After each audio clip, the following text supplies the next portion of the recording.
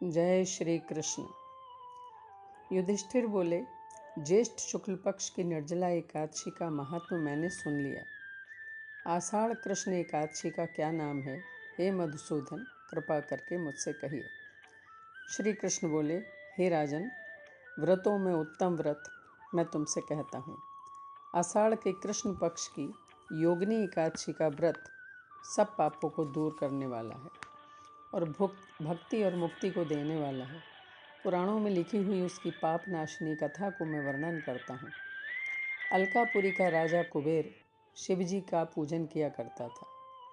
उसका माली हेममाली नाम का यक्ष था। उसकी स्त्री बड़ी सुंदरी थी। उसका नाम विशालाक्षी था। वो माली उसके स्नेह से युक्त होकर काम के वशीभूत हो गया और वो मानसरोवर से फूल लाकर अपनी स्त्री के प्रेम में फंसकर घर पर ही ठहर गया। फूल देने के लिए कुबेर के स्थान पर नहीं गया। हे राजन, दोपहर के समय कुबेर जब शिवालय में शिवजी का पूजन करने लगे तब वहाँ फूल दिखाई नहीं दिए। हेममाली अपने घर में अपनी स्त्री के साथ रमण कर रहा था।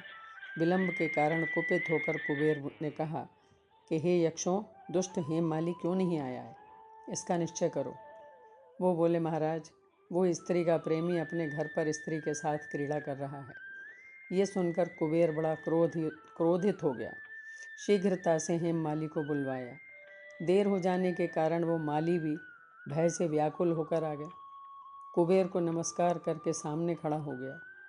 उसको देखकर कुबेर के होठ फड़कने लगे।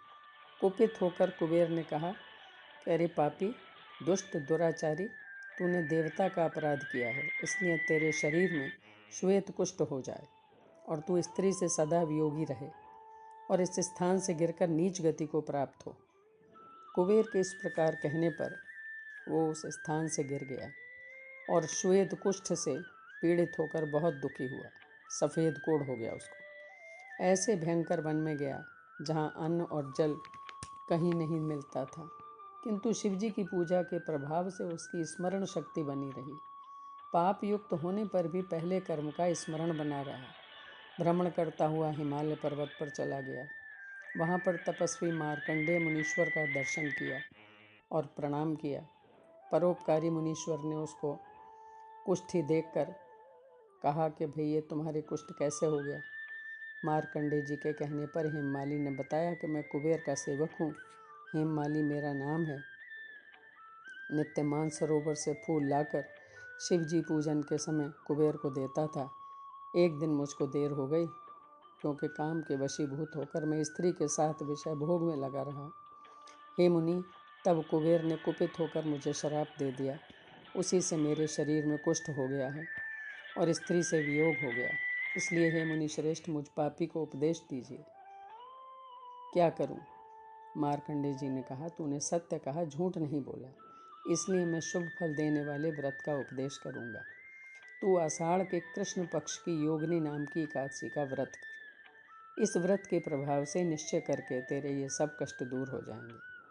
मुनि के इस वाक्य को सुनकर उसने पृथ्वी पर प्रणाम किया और उसने ये उत्तम व्रत किया। इसके प्रभाव से वो देवरूप हो गया। स्त्री से उसका मिलाप हुआ और अच्छा सुख मिला। हे नृप, बड़े बड़े पापों को दूर करने वाली आषाढ़ कृष्ण एकादशी का व्रत मैंने तुमसे कहा है। ये सभी पापों का नाश करती है। बोलो श्री कृष्ण भगवान की जय।